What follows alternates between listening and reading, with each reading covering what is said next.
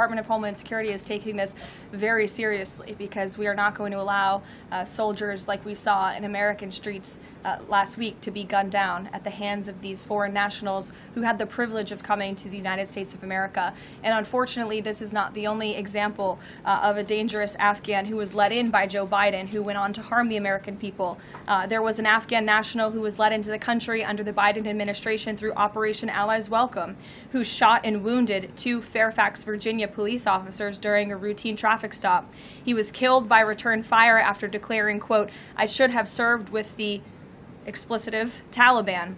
2 Afghan nationals were given legal status by the Biden administration as well, who were arrested and prosecuted for plotting a terrorist attack in Oklahoma just before Election Day in 2024. We all remember that.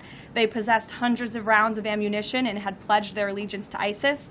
There was also an Afghan national who was on the terror watch list who was apprehended by Border Patrol in 2024, but then he was released into our country by the Biden administration. Again, let's just highlight the absurdity of that. Border Patrol apprehended a terrorist, and then the Biden administration, because of their lax policies, still allowed him to come into the United States of America. I think everyone in this room, whether you want to admit it or not, does not want that individual living alongside you in your American neighborhood. And that individual was later arrested again after being allowed to live in the U.S. at large for over a year.